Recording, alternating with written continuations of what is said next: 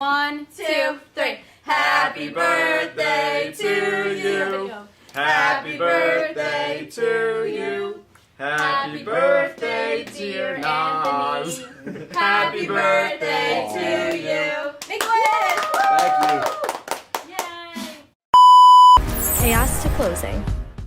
Hey guys, welcome back to episode 9. I'm Danielle. I'm Trudy. And today we have a very special guest. We have Anthony Nozzolillo, one of our favorite attorneys, the powerhouse attorney, and today is his birthday, so happy birthday! Oh, thank you so much. Thank you for having me. You guys wish him a happy birthday in the comments below. Yes, I'm 21 today. Wonderful. We're gonna drink later.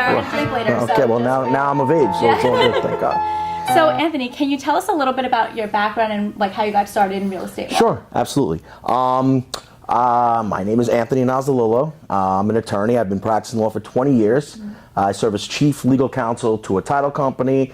I also represent buyers, sellers, lenders in both routine and complex real estate transactions, buy, sales, lease agreements, foreclosures, pretty much A through Z. Yeah. How I got started in real estate law per se, I actually had a summer associate position at a firm that was primarily real estate oriented. Yeah. Okay. So I thank them because I got the opportunity to shadow some very talented attorneys. So I had actual practical application knowledge in addition to just what you learn from a book. Yeah. So as I got more experienced, I really realized that it was a niche, because the thing about real estate law, it's like taking a blender and throwing all different types of law in it and hitting mix. Yeah. It's not pigeonholed.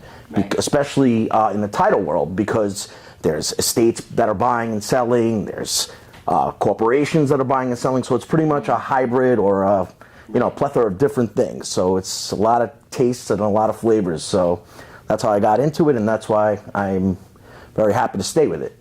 So from a legal perspective, what are some current trends that you're seeing in the real estate market right now?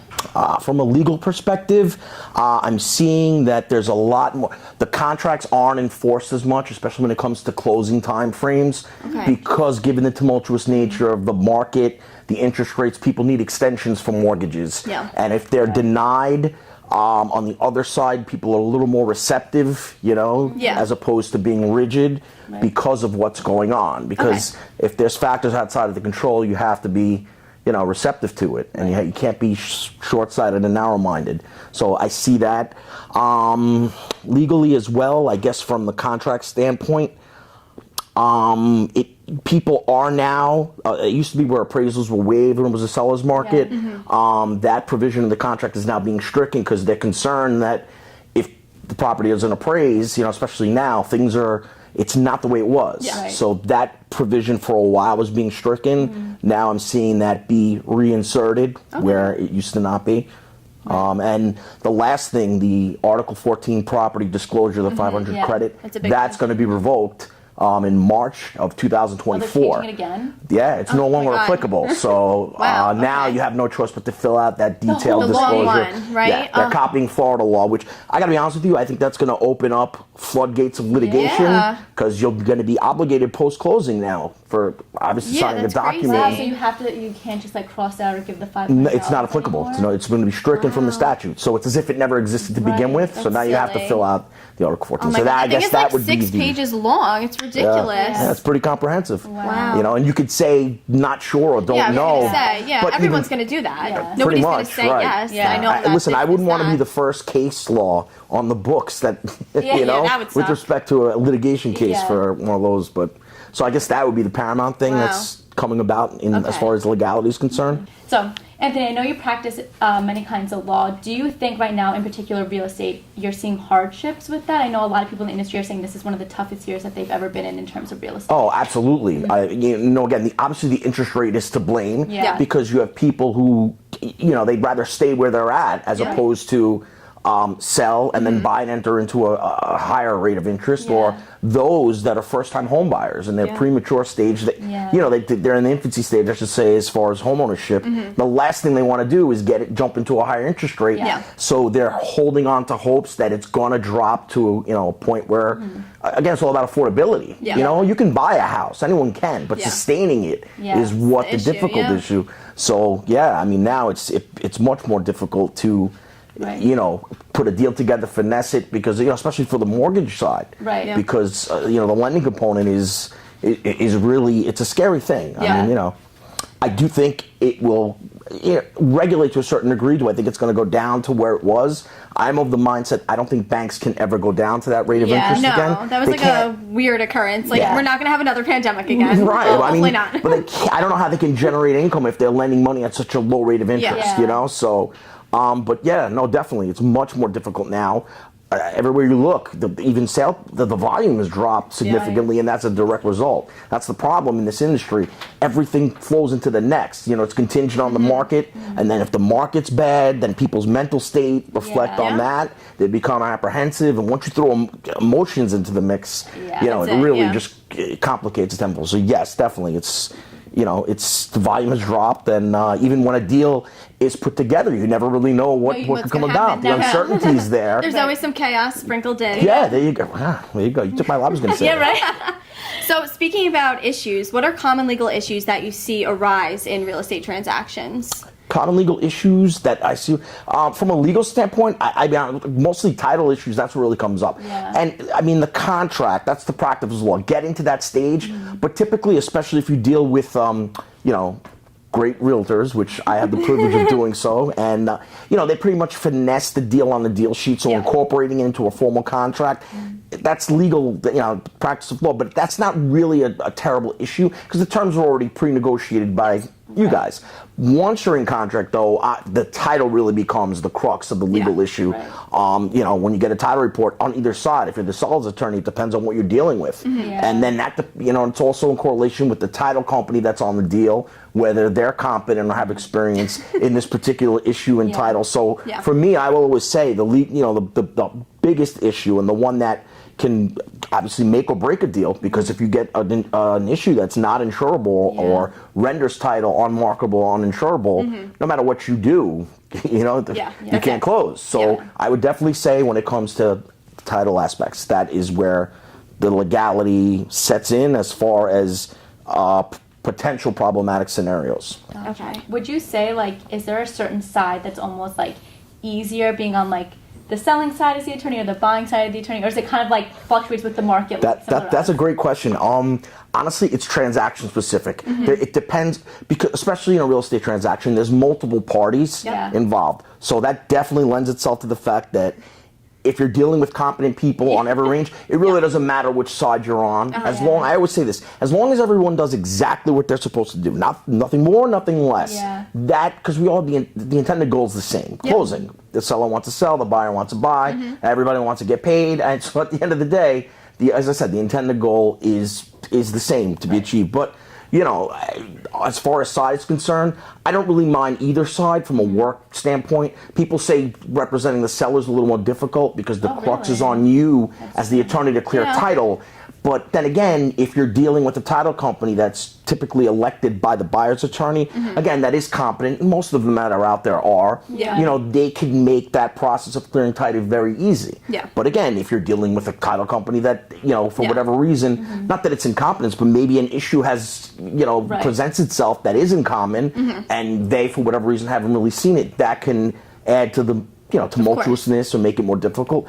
On the buyer's side, if you're dealing with, you know, a mortgage banker that's, you know, maybe not as sophisticated, they could complicate the deal tenfold because they forget we have parameters of time frames that we're operating within, and if they can't get the loan cleared, you know, that can be an issue too. So that's why it's really transaction specific, and I guess the level of difficulty would definitely depend on the parties you're dealing with. Yeah, that's what we always say. We always say, like, it's about who you're working with. Like, as long as you're working with like competent like individuals or people who like, you know, we all have the same angle, So, like, as long as everyone's working together, I feel like that takes a lot of the pressure off and makes things a lot easier. But teamwork makes the dream work. It does. I see that everywhere. That's probably the most cliched statement, but it's absolutely true. We were saying, like, especially too, we've had instances where, like, a lot of times, like, attorneys can, like, not be friendly. It's almost like they only want to talk to the other attorney. But I feel like, especially your team in specific, like you, Marilyn, you guys are great. But there are so many attorneys that they won't even talk to the paralegal or anything, you know? I first of all, I think that's disgusting and disrespectful. It is. For a bunch of reasons. I'm of the opinion, and I tell everyone this, realtors are the bloodline of the business, and you guys are out there in the cold, in the summertime, showing houses. Really, I mean, you're really doing all the legwork. So for an attorney who gets the deal after the fact, handed to him or her, and takes the position that, you know, they're holier than thou and don't want to communicate with certain parties, that's just disrespectful, and it's counterintuitive. You know what I mean? Like, it just delays everything so much further. There's no reason for it, because honestly, there's some attorneys out there that know less than you guys. You know, it's true. You know, so when it comes to that, I get agitated when it comes, you know, and sometimes, you know, unfortunately, you get people that'll say, you know, well, and let me qualify it. If there is an issue, again, that rooted deeply in strict legality, of course, then a correspondence strictly between the attorneys has to happen. But those are few and far between. I mean, like if I'm calling an attorney and I'm like, I just want to follow up and see if you received the deal sheet, they're like, I'm only speaking to the other attorney. I'm like, give me a break. Like, I'm the one who wrote the sheet. Like, what am I going to relay to you? She probably knows more than I do as far as where we're going. You know, so, you know, and as I said, the probability of something being so cataclysmically legal that only the attorneys can discuss, especially in a 1 to 4 residential home sale or buy, it really doesn't happen. So again, and that's bad, because people, they put, you know, they say one bad apple ruins the whole bunch, and they make it think attorneys like that. No, I'm not like that at all. Same with realtors. All you need is one bad experience with a realtor, and they like, you know, get rid of all of us. But I like to lay a foundation of camaraderie, because again, we're all towards the intended goal. Life's too short to be, you know. I mean, but I will say, and I don't like this, I'm a litigator, seasoned litigator, and I actually don't like conflict. I don't. But if it comes to me, I have no choice but to engage it. I mean, you know, so then it gets a little where, you know, people may say, oh my God, we don't want to deal with that. You know, but that's different. If I'm being provoked, I have to present, you know, protect, I should say, the best interest and zealously represent my client. But that aside, I would never take a crass or abrasive position that I'm not talking to the realtor. It's just, there's no reason for it. Really, none. It's done. Moral of the story, with Anthony. Back. So, Anthony, what are some key elements that individuals should be aware of when they are reviewing a contract of sale? Well, paramount, and I say this all the time, number one, the closing date. You need to know, you know, even though they're on or about, especially in residential transactions, they're not Maybe you want to touch on that really quick? Maybe the listeners don't know absolutely. Well, I'll start by saying 99.9% of residential contracts are not time of the essence contracts. That means the dates reflected in the contract are more of a gauge date. That said, they use the prepositional phrase on or about, and what that does is that tacks on 30 days to the date that's reflected in the contract. So if you say on or about October 1st, no party can compel the other to perform until November 1st. Okay? But if you're looking to sell and you're not ready to sell until, you know, well beyond that, into July, you can't obligate yourself to that kind of contract, because you could subject yourself, obviously, to breach of contract. And there are consequences for default. So the date, number one. Also, the mortgage clause, if you're the borrower, make sure that what's reflected in the contract is what it is you're borrowing. Because if it's for a lower amount, the seller's only conceding for you to borrow X amount of dollars. If you get denied for an amount above that, they're going to say no. As long as you got a proof of what's in the contract, you have to see the closing to fruition. So the mortgage clause, obviously, the dates, also personal property. Is anything going to be left behind? You know, chandeliers, things of that nature, because they add intrinsic value to the home, believe it or not. It's not reflected as consideration per se, but nevertheless, if someone sees a chandelier, especially in a listing, they think it's going to come with it. So you want to make sure it's reflected in the contract as an item that's staying. And then the major issue obviously would be if you added an addition, an extension, a modification, something like that. If you're a seller, you want to represent whether or not it's legal and conforms to code, or in the alternative, if you're not making any representations that it's legal, this way you're under no obligation to make sure it's legalized and obtain any permits. And effective communication like that, and I always say this, even if it takes a little more time to get into contract, I don't sacrifice efficiency for speed. That's how I operate. I'd rather get the terms laid out, incorporated in the contract, because once it's in black and white, you know, there's no potential for confusion, no room for interpretation. All the terms are there. No one can ever turn around and say, what about the chandelier? What about the deck? What about the pool? Wait a second, why are we closing this date? Not that, you know what I'm saying? Even if it takes an extra day or two, I mean, again, sacrificing efficiency for speed. If not, you're sacrificing short-term gain for long-term loss. Which is crazy, because I feel like there's been a lot of times where I've been in that situation where, you know, even like realtors will be like, oh, well, I thought this was like included or this or that. And it's like, no, did you not look at the contract before? Like I always review contracts and, you know, I don't understand. I would never advise anybody anything, but just so I kind of know like what's going on. Familiarize. Once you're familiar, you could even tell your customer, client, and say, look, well, if you look at paragraph 3, it's right there. Yeah, exactly. So basically what people should know is the on or about date doesn't necessarily mean you're closing that date. It means you also could have like 30 days after. Correct. Okay. Before either side can compel. Right. You know, because if you try to compel before the on or about date, the other side's going to say, well, what you're doing is premature. Yeah. The contract allows me time. Now, people don't understand, a contract is a very, very, it's the most important legal document there is. I mean, it basically... a lot of people don't understand, like even though they're signing it, I've had clients that are like, but it says on the contract on or about like October 10th, like, why can't we close yet? And I'm like, but you still have another 30 days. Yeah. Right. So it's on or about. Like, what are we not understanding about the on or about portion of I would use the language, we have at least on 30 days until we can compel the other side to close. So, Anthony, what role does a real estate attorney play in resolving title issues, and how common are these issues? Okay. The real estate attorney, as far as title issues are concerned, it's typically the seller's side that their job, the onus is on them to clear a title. Okay. So what happens is once the parties are in full contract, that stage the attorney for the buyer will order a title report from a title company of their choice. Most of the title attorneys, I should say real estate, have some sort of rapport with typical title companies of their own, or their friends. Right. So they order title from the title company. At that point, a copy of the report is then given to both the buyer and the seller's attorney. And that's when the seller's attorney will need to look and see what potential issues could cause title to be unmarketable or uninsurable. And at that stage is when they would initiate correspondence with the title company and say, hi, I'm the seller's attorney. I received the title report. With respect to these particular title issues, what can be done? What do you need from me? Okay. Some attorneys are a little more seasoned. See, because there's, as I say, some real estate attorneys know more about title than others. So they'll already know what it is that's required. But in any event, that's when typically correspondence is initiated with the seller's attorney and the title company. As far as what the report reflects and what is needed to clear these particular issues.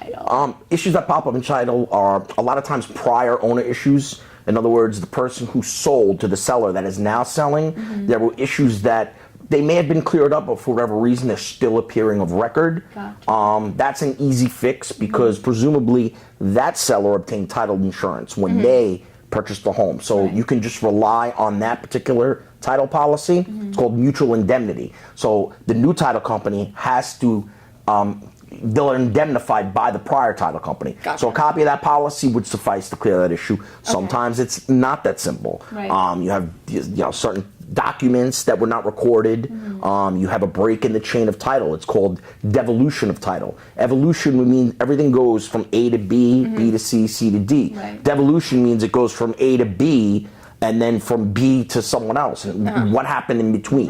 That could become a little more problematic. Those are some issues.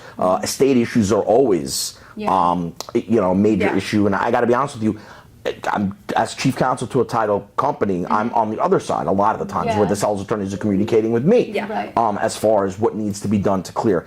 And it's a little scary because I'm of the opinion, don't bite off more than you can chew. If you don't know a lot about estates or the dynamics behind that. I'm not saying you need to be a guru, but if you really have no idea, you should not be taking on a seller that is an estate because there could it's very complex. Especially if someone dies intestate, absent a will. If there's a will or a testamentary instrument like a trust, that instrument will dictate what happens to the particular asset, being the home. But if they die intestate, it used to be that you could rely on certain heirship affidavits, and that would be basically the way to clear the title. But now the title company changed rules. I should say the underwriting guidelines. You have to be dead for at least 2 years before you can even defer to those affidavits. Really? Yeah, you can't even use heirship affidavits anymore. So even when you die. Well, that's why, just to digress, it really is prudent to have a will or a trust or something in place, especially if you have children, just to make sure, because the last thing you want is not to have something in place dictating what is to be of your assets. So, but so as far as the real estate attorney is concerned, yeah, the seller's attorney is responsible. That's the owner for clearing title. And what I do too, when I represent buyers or sellers, if there's an issue that pops up, I'll communicate with my client, and see if there was a document maybe they have. I won't make it an alarming issue. I'll reassure them no matter what, I'll be able to clear it. Yeah. But if they can assist by procuring the document, or maybe they have it and they can just present it, makes things a lot easier. Absolutely, yeah. That's why communication is always key. Do you want to flex a little about being chief counsel for a talk about it a little bit. Flex a little bit. Well, I work for On Point Land Services Corporation. They're phenomenal. The staff is just amazing. There's B. Demaraco, she's the president, CEO. Marilyn Thier, Karen McCready, Kim Ward, Lisa Sciatra. They're really wonderful. I'm not just saying that. Again, I've been in the title industry for 20 years, so for me to give a testament to that effect, it means something. But I really, really like title. I do. I know that sounds very cheesy. Who likes it? But like I said, it's very interesting, especially when it comes to. I like to look at it from a converse standpoint. I like to see the problems first because that puts you in motion as far as being able to clear it. Yeah. I mean, that's just what I like. I mean, I read the journals, I read the articles. I'm a member of real property section of the Bar Association. I get involved in the blogs. So even if I don't practically apply something in a particular setting, I've either read about it, I've either seen it. So I mean, it makes me feel good because these are, especially on the buyer side, this is the biggest investment of people's lives. You know what I mean? And on the seller side, you're not just selling a home, you're selling a house that you grew up in, memories. So it's a very emotional thing on both sides. So if I can assist in that regard, and I do this all the time, even on deals where I'm not involved, I have realtors that will call me and say, I couldn't put you on this deal, but look, there's this issue. I always say, do me a favor, send me a copy of the title report, send me a copy of the mortgage schedule, and I will propose, I like to validate alternative options to clear title, because a lot of times you're not going to be able to get, the person's dead, you can't get an affidavit. I mean, I'm talented, but I can't resurrect. I'm not Jesus, or getting a satisfaction from a bank that's been closed for a year, 10 years. It's not going to happen. So you have to think outside the box. So, me being able to assist in that regard, and be part of a great team at the same time, it really is a wonderful combination. So Anthony, if a buyer or a seller were to breach contract, what are some things that you could do to rectify the issue? Okay, glad you asked that. That's a great question. Well, obviously nobody wants that to occur. I mean, breach is the worst thing. I mean, again, I'm a seasoned litigator also. But some real estate attorneys aren't. So in that regard, I already know, because I've seen it, and I either tried a case on it or draft them as to what's going to happen. But again, nobody wants to see that. But typically, a seller would be in breach of contract if title is clear, the purchaser's procured financing, the loan is ready to go, the closing date is upon, and for whatever reason, they choose not to proceed with the sale. I mean, that's blatant breach, and in that situation, the remedy available for the buyer would be to file a lis pendens or a lien against the house, placing cloud on the title. So now the seller cannot sell to anyone else absent that lis pendens being removed. And in addition to that, concurrently with filing a lis pendens, you would start an action for specific performance against the seller, meaning they have to sell to you. They have to specifically perform based on the contractual obligations they entered into, or show cause as to why they cannot. But they can't, because again, unless there's an event that came about, and you said how to mitigate, maybe not to go that route. Obviously, if one of the parties dies, and some of the contracts say it doesn't matter that they're heirs at law or assignees or still have to sell. But still, in that regard, all contracts are rooted in good faith and equity. So in that, you can't hold the seller in default for that particular reason. Or when the pandemic was around, obviously, I mean, there's certain defenses to breach of contract. So like for a seller though, if like say the title came back and it was like murky, would they be able to back out if they're like, oh, I don't want to figure out the issue? Or like, do they have to try to like rectify Great question. They have to put forth an effort to do so. And not only that, they're not the ones that have to make the call. The title company has to say, we are not willing to insure this transaction. But see, again, and I've been in situations like that, and what I'll do is I will look and say, look, That's not true. You may not want to, but there is a way around this particular issue. It's not the uniform textbook way, not the most scientific, but nevertheless, if it can be done so in a way where no one's gonna suffer, there's no potential for a claim, then it should close. So that's with the seller. The buyer breach would be the counter point. Everything is ready, the loan is clear, title is clear, and they decide we just don't want to close on the house. And in that situation, there's a clause in the contracts. The down payment that's remitted could be retained by the seller as liquidated damages, because the damages as far as what the buyer caused the seller are too difficult to determine. So by operation of law pursuant to the contract, they retain the down payment as liquidated damages. And I've had to do that multiple times. I actually... I was going to say, do you see this like issue often? I've seen it a couple of times. Because it sounds like my worst nightmare. No, it is, but let me be clear.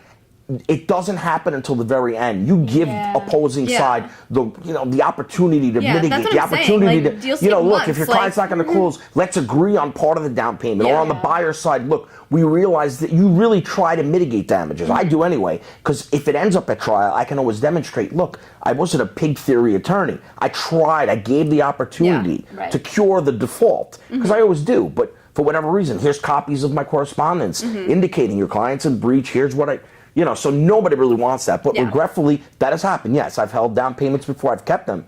The highest I've ever held was $89,000 I kept, and I wrote to my client. Yeah, I mean, there were times where, they threatened to litigate over the matter. And I said, go ahead, file whatever motion you want. We'll just submit the contract as an exhibit. The terms are included therein. So you can do what you want, but you're going to lose. You're going to waste even more time. Anthony, are there any misconceptions about real estate law that you come across that you hear people saying? Yes, I do. People think, I don't really need a lawyer for a real estate deal. They're buying a house. No, my cousin Jeffrey is he's an insurance lawyer or a personal injury attorney. That is absurd. I mean, some states are non-lawyer states. They don't require lawyers, but the deals aren't as intricate, and not to mention the fact that's where you're going to have problems after the fact. Because again, why do you think at the top it says consult your attorney? Whenever you're drafting a contract of sale or a deed that conveys property, you're engaging in the practice of law. So if you're not a licensed attorney, you shouldn't be doing it. And if you are a licensed attorney, you don't go, analogous to medicine, you don't go to a brain surgeon for heart surgery. So that's a misconception. People think, it's easy. It's just a contract. Yeah, but first of all, the terms of the contract in and of itself, there's a boilerplate contract, but there's a rider, and the terms of the rider supersede. You can always contract into and out of anything as long as it's not illegal. So that's a thing also. Plus, you don't know the little nuances to ask for. Are there open permits? Are there violations? Was there an inspection done? It's the little things that can cause the biggest problem. The devil's in the details. So people who think, I don't need a real estate attorney, I can use my cousin or my neighbor or my friend. Because I mean, no, literally though. But I feel like that's when the problems start to occur. Because I'll look and I'm like, I looked them up and I'm like, they're not even like a real estate attorney. I'm like, okay, so off the rip, I'm like, great, this is going to be a disaster because it's going to be dragged out. They're not going to know what they're doing. And they may. I mean, I would preface it by saying, do you have experience in these types of transactions? If they say, I did a closing 5 years ago, you might want to say to the client, look, I don't know what you've heard, but the misconception, as you said, is that you don't need a lawyer or someone who knows this particular avenue of law. Because especially on the sales side, again, if there's a title issue and this attorney barely knows the nuts and bolts of the contractual stage, forget about trying to clear title. Exactly. Then you're going to have the other, again, a chain is as strong as its weakest link, and in a transaction, we're all a chain, no matter what side you are, because you're all, again, the common goal is the same. So that would definitely be misconception, that you don't need a real estate attorney to consummate a transaction when it comes to real property. What qualities should individuals look for in a real estate attorney to ensure a successful partnership? Honesty, integrity, and truthfulness. Okay, those are the three things. Like I said, fake it till you make it, that doesn't ride with me. You don't know something, let them know. Be receptive to your client. I'm available for my client via text or email 24/7. The phone sometimes is, if I'm in a closing or I'm someplace, that's difficult, but you want to be approachable. You know what I mean? Where if there's a question, you have a response. Because again, they're putting not just their trust in you, but they have anxiety. It's especially first-time buyers. So, that's why. And never lie. You know, some attorneys will just answer a question to get rid of the client, so they figure they'll buy themselves some time to deal with it after the fact. Right. It's not as if that issue's going to go away. You know what I mean? You're going to have to revisit it no matter what. Right, absolutely. So, you know, those definitely would be the thing. I mean, now it's a lot different than when I first started practicing law. You have Google, you have Yelp. I mean, really, you basically, your whole resume is out there. You punch someone's name in there, it's going to pop up. There's reviews, and, you know, yes, granted, some reviews are facetious or they're not, you know, they're not real, but you can read and see more or less.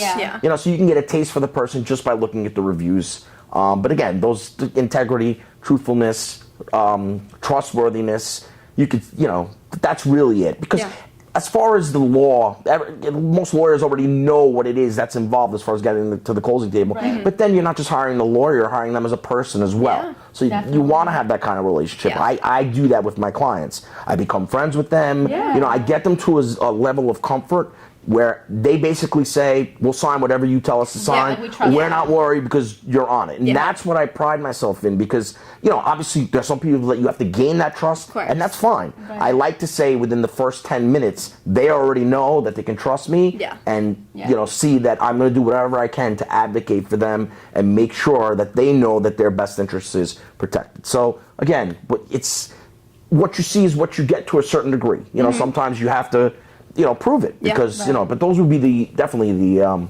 what I would look for if I were a lay person as far as obtaining the services of a real estate attorney. If you're gonna talk the talk, you gotta walk the walk. Facts. Okay, guys, as you know, we have our segment Real Estate Nightmares. So, Anthony, I can only imagine. We've already heard some of them. What is one of the craziest or funniest stories you've had? Oh, wow. That's a loaded question. I know you don't. Yeah, no, I actually have to reflect, because there's been... I had one, I'm not going to lie to you, where there was so much delay on the seller side. Literally, so much... No, I'm sorry. I was representing... Was I the seller's... Yes, I was a seller's attorney. So much delay on the buyer side, really, to the point where, I swear, true story, I drafted a rider to the contract, and I had the other side agree that if we didn't close by this particular date, it was time of the essence, that the down payment would be forwarded absent any further rights by and between the parties, that there would be no claims available, and for whatever reason, this attorney had the client sign it. The client didn't sign by that day, and that was one of the examples where I took the deposit, and I got to give it to my client. I couldn't believe the other attorney let their client sign that. The client didn't even read it. It was ridiculous, and I was even like, "Did you see? I was putting it in red. I'm trying to help you." Okay, that was a scenario. I've seen a scenario where a buyer basically tried to obtain financing. He was a renter buying from his landlord, and he wanted to buy the house. So basically, he submitted a loan application, and you know, in the contract it says that you're going to exercise good faith, due diligence. His loan application, he submitted a loan application with W-2s, but he was being paid off the books, so his income was only $20-something thousand a year. But nevertheless, the loan officer agreed to get an accountant to basically redo the tax returns, to, you know, refile, to show, to amend them what the actual amount was. The only thing is the employer had to sign off on them. The employer didn't want to sign off on them. So then he ended up, you know, that's basically fraud and submitting knowing that you're not going to get approved with that. So that was, and then he had his wife come on to co-sign. It turns out she didn't even have a social security number. She was presenting a fake one. And we're trying, and then they wanted the down payment back at the end, and they were claiming that they weren't in breach of contract. Oh my God, the delusion of some I'm not kidding. I mean, I'm saying to them, if I write a letter to the district attorney's office and the IRS, the employer's going under for FICA, social, you know, like not paying taxes. You're going to, I'm like, this is insane. I mean, that's crazy that they actually thought they had like a leg to stand on, though. It's ridiculous. And like I said, it's usually those people that take the most hard-pressed position. I think they want to bluff, but I always say, if you bluff, you better prepare to have your bluff called. Even our logo is so shocked that it disappeared. It said, see you later. Oh, did I scare you? You scared the logo. Scared the chaos. But but the fraud was definitely one for the books. So for this week's hot take of the week, we are asking Anthony, would you rather have a property with a clear title but located in a neighborhood with a history of frequent zoning disputes and changes, potentially affecting the property's permitted use in the future, or invest in a property located in a stable and desirable I guess it's so long. It is long, but wait, keep it going, guys. We put a lot of thought into this. or invest in a property located in a stable and desirable neighborhood with no zoning issues, but it comes with a clouded title requiring extensive legal proceedings to resolve and potentially delaying your plans for the property. Got it. That was a mouthful. I'm out of The breath. answer to the question is, what is the intended goal of the buyer? If you're buying the home and you're looking to make changes, make it into two-family, then if you purchase it and you realize that there's zoning restrictions that will prohibit you from doing so, then it doesn't matter if title's clear. Yeah. If you're buying it to do X and it's prohibited, then even though title's pristine, it doesn't matter. Yeah. Your intended goal, as I say, is never going to be achieved anyway. So you're basically making an investment that's going to be a dead end anyway. Yeah. Right. So it really depends on your intention. I mean, if you're looking to buy it in that area, right, but not to, in other words, if there are restrictions, but you don't care anyway, because you're never going to add an extension. You're never going to use it but for a 1 to 4 family dwelling, right? So you don't care about the restrictions because they're not going to apply to you anyway. Because you're never going to do what it is that it says you can't do or attempt to do so. And on the flip side, you have clean title. But again, if you're buying it to construct it, that's why I always look at the covenants, restrictions, and easements in the title report. Because if it says you can never build an addition and extension of 1 foot, and those covenants and restrictions are perpetual. They run with the land. So it depends on your intention. If title's not clear, but I'm never going to look to sell or refinance, and I intend to keep it. A lot of people roll the dice. They buy it like that. They'll take an exception in title to a particular title issue or something like that. So again, it really depends on the situation. But to that point, that's a very detailed question. There's a lot of moving parts. My point being, I would definitely sit, especially as the realtor, because you're going to be the one looking for the house, and have the conversation with the person. Hey, look, if you want X, this is what's going to happen. You want the potentials, what could happen, and this way they can flesh it out in detail what it is, because they can never come back to you and say they made an uninformed decision absent having all the facts presented to them. Well, that was great and informative, Anthony. But guys, we still have one last special treat, so join us in a second.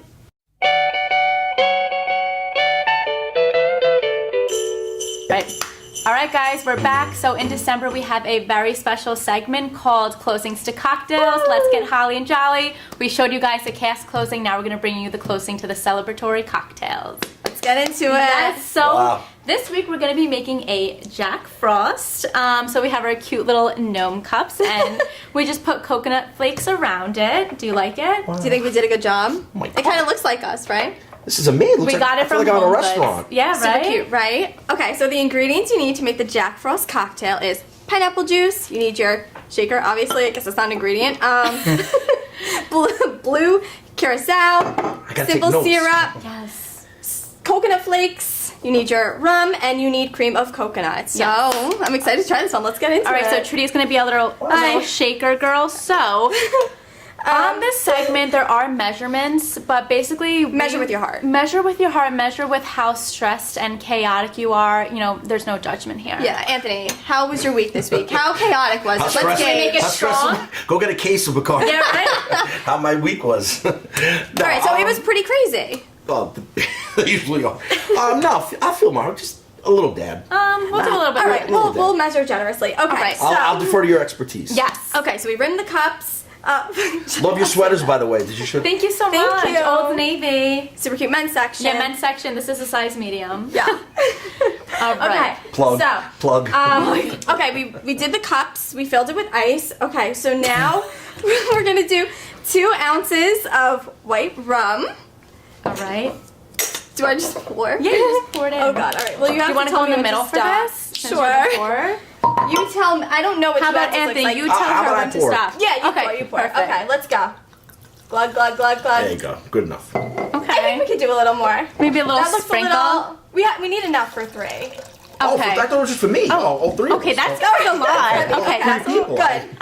Okay, so then the next thing is 1 ounce of the blue carousel. So, Well, is this like a recipe for 1 drink or 3? Yeah, that's. Are we tripling it? no, I mean, I think it's for 1, but who cares? Just eyeball it. I'm definitely Ubering home after this. Yes. Ubering home. Let's see. I hope you know a good attorney. Three of us. Anthony. 3. Yeah, I know. So this is for 3 people. Yes. So Okay, let's say. It's looking mighty blue. Well, you don't want to make too much. This is very sweet. Oh, it is? Okay. It's more of a. The guy said like an orangey taste. Yeah, it's not meant for. When you said or... Never mind. Then next we have 1.5 ounces of pineapple juice. How many Trudy, ounces is open it this? so it's like some. Wait, go like this. ASMR. Oh, we'll do a little tap. Wait, just like. Okay. When I shake, I'll do it. Yeah. There. All right. Perfect. I need a bib and a smock, maybe. Yeah. Maybe just Okay, pour the whole thing. How many ounces This does is it 6 can? ounces. Oh, so, I'll do half. okay. I've never even heard of this This drug. half? Okay. Okay. Next we have. Is TSP tablespoons or teaspoons? Is it a big T or Teaspoons. small T? TSP. TSP. Teaspoons? Teaspoon, Okay. okay. So 2 don't mess teaspoons. that Oh, shake well. Shake TB well, spoons. and Shake then well. just a little smidge of the cream of coconut. Oh boy. It looks like a Heinz ketchup. You love ketchup. You know, Danny. I Danny never puts had a salt loss in of her words. ketchup. Never. But I think for the first time in my life, I don't know what to say. I'm scared. This is awesome. Just maybe like Is this a like? drop. Is No, this a like, teaspoon? just drop it in. It's gonna be like. Okay, perfect. That's not. No, I think there. okay. I'm scared. That's fine. All right, perfect. Next, okay. Trudy is going to do the honors of shaking This this isn't up. gonna be enough. Oh, we'll see, but you have to hold the top, Trudy. Okay, we'll do ASMR. I'll do my little shake. You want to give it a shake, Anthony? Yeah, give it a shake, Yeah, but alright. be careful. It's like leaking. Oh, he looks That more sounds professional good. Yeah, doing he looks like a it. bartender. I watch Okay. Bar Rescue a lot. That's it. Oh, I love it's that spilling show. everywhere. John Taffer. Okay, Great let's show. see. I'm nervous. This is like spilling everywhere. Ooh. Ooh, pretty. Okay. It's a little green, but It looks a little green. I mean, I kind of like that color blue though. Okay. Okay, that was not quite enough to make 3 drinks. Right, Anthony, are you Okay. ready? All right, I'm everyone, ready. cheers. Does that, Anthony? How about you say a toast? Oh, okay. To both of you, thank you so much for having me on your show. It was an absolute pleasure and a wonderful experience. Love it. And hope to come back soon. Yes. Cheers. Happy holidays. Happy All right, holidays, everybody. taste test. Scared. I liked it. What'd you, what'd you think? Best I've ever had. I think it's good. I don't This is really gonna like be the my new drink of coconut. choice. I don't really like the coconut flakes, but I like everything else. It has like a very, I don't know how I feel about it. It's the best thing I've ever tasted. I think it's pretty good. That's my story, and I'm sticking to it. I give Alex it like is- a 5 out of 10. Come Alex. on, Alex. Mike, Mike, you want you to wanna come try? and taste Come on. it? Come on. We'll have everybody on. Somebody give me a glass. Here, Mike, you could try. Mike, you might want to say a prayer before you take a sip. It's not that bad. You know what it is? What is it, Bacardi? It's Bacardi. Yeah. Pretty good, Give it a actually. swig. How are our bartending skills? I guess if real estate doesn't work out, we'll be bartenders. I was going to say, definitely. What do you think? It's like a summertime. Yep. Definitely not a winter You like drink. it? I've never had It's coconut called with Jack Frost. It does look a little I green. can see myself drinking that in Jamaica or. Yeah. Okay. Perfect. All right, so if real estate doesn't work out for us, catch us in Jamaica, making drinks for Queens. everybody. And that's a wrap on episode 9. Bye. Bye.